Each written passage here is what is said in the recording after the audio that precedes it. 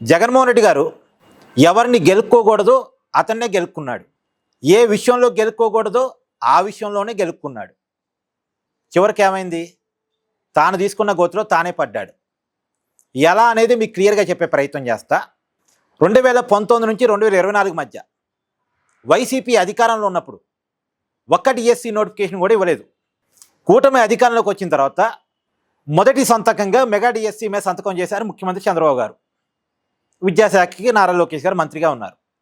ఇప్పుడు తాను ఇవ్వని డిఎస్సి మీద, కూటమి ఇస్తున్న డిఎస్సి మీద వైసీపీ మాట్లాడటం మంచిదా, మాట్లాడకపోవటం మంచిదా? నిజానికైతే మాట్లాడకపోవటం మంచిది. ఎందుకంటే ఆ డిఎస్సి గురించి సబ్జెక్ట్ వస్తే వైసీపీ ఇవ్వలేదన్నది గుర్తొస్తుంది, కూటమి ఇచ్చింది అన్నది గుర్తొస్తుంది. కాబట్టి ఆ సబ్జెక్టు వైసీపీ వీలైనంత వరకు స్కిప్ చేయటం మంచిది, మాట్లాడకపోవటం మంచిది. కానీ ఆ మెగా డిఎస్సిలో అక్రమాలు జరిగాయి అని వైసీపీ మొదలుపెట్టింది. అది కూడా ఎప్పుడు మొదలుపెట్టింది? మెగా డిఎస్సి జరుగుతున్న సమయంలో కాదు, జరిగిన సమయంలో కాదు, జరిగిన 10 నెలల తర్వాత వైసీపీ మెగా డిఎస్సిలో అక్రమాలు జరిగాయని మొదలుపెట్టింది. చూడండి, సబ్జెక్టు తప్పు, సమయం కూడా తప్పు. ఇప్పుడు అదే సమయంలో మాట్లాడితే ఏమైనా వ్యాలిడిటీ ఉండు. కానీ మెగా డిఎస్సి కంప్లీట్ అయిన 10 నెలల తర్వాత మెగా డిఎస్సిలో అక్రమాలు జరిగాయి, దానికి బాధ్యత వహిస్తూ విద్యాశాఖ మంత్రి పదవికి నారా లోకేష్ రాజీనామా చేయాలని వైసీపీ మొదలుపెట్టింది. దానివల్ల అది జనంలోకి వెళ్ళలేదు, ఆ నినాదం జనంలోకి వెళ్ళలేదు. అసలు మెగా డిఎస్సి సబ్జెక్ట్ని వైసీపీ ఎంచుకోవడమే తప్పు. ఎందుకంటే జనానికి ఏమర్థం అవుతుంది? ఉద్యోగాలు ఇవ్వని వాడు ఉద్యోగాలు ఇచ్చినోడి మీద ఏడుస్తున్నాడు అనేది జనాలకు అర్థమైపోయింది. పైగా ఉద్యోగాలు వచ్చిన వాళ్ళ మీద ఏడుస్తున్నాడు అన్నది ఉద్యోగాలు పొందిన టీచర్లకు అర్థమైపోయింది. ఇప్పుడు ఆ టీచర్స్ రివర్స్ అయ్యారు. ఉద్యోగాలు పొందిన 16,000 మంది టీచర్స్ ఇప్పుడు వైసీపీ మీద రివర్స్ అయ్యారు, జగన్ మీద రివర్స్ అయ్యారు. నిజానికి జగన్ ఇది ఊహించలేదు, వైసీపీ దీన్ని ఊహించలేదు. వైసీపీ అనుకున్నది ఏంటంటే ఈ 16,000 మంది ఉద్యోగాలు వచ్చిన వాళ్ళు సేవ్యంలో ఉన్నారు కాబట్టి వీళ్ళు కాముగా ఉంటారు, నోరు మూసుకుని ఉద్యోగాలు చేసుకుంటారు. ఉద్యోగాలు రాని 3 లక్షల మంది, 3.5 లక్షల మంది అప్లై చేసుకున్నారు, 16,000 మందికి ఉద్యోగాలు వచ్చాయి. ఉద్యోగాలు రాని వాళ్ళు 3 లక్షల మంది ఉన్నారు. కాబట్టి అక్రమాలు జరిగాయి అంటే ఈ 3 లక్షల మందిలో కనీసం 30,000 మంది మనకు కనెక్ట్ కాకపోరా? 30,000 మంది కనెక్ట్ అయితే ఒక పెద్ద ఉద్యమాన్ని క్రియేట్ చేయొచ్చు, నారా లోకేష్కి మరకలంటించవచ్చు.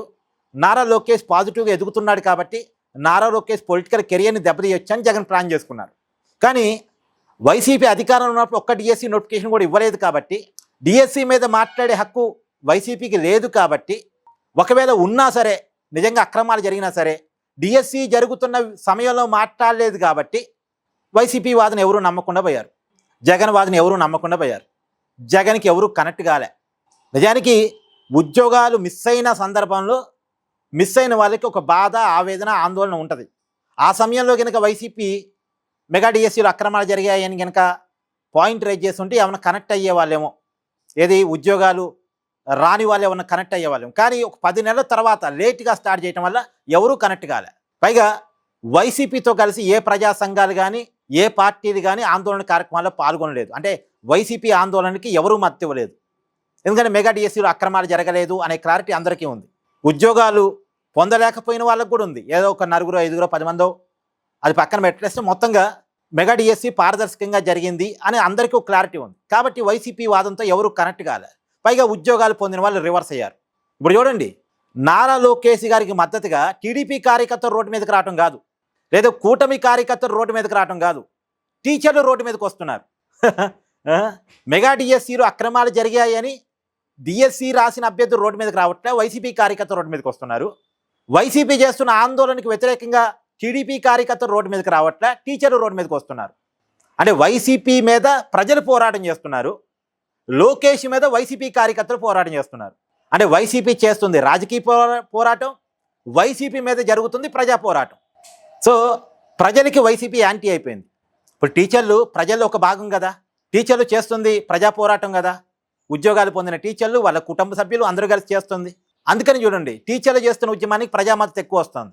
ఇప్పుడు కర్నూలులో టీచర్లు చాలా పెద్ద ఎత్తున ఆందోళన చేస్తే జనాలు మనం చూసాం. ఇప్పుడు చంద్రగిరి చెవిరెడ్డి భాస్కర్ రెడ్డి గారి నియోజకవర్గం వైసీపీ కార్యకర్తలతో మెగా డిఎస్సిలో అక్రమాలు జరిగాయని వాళ్ళు ఒక ర్యాలీ చేశారు.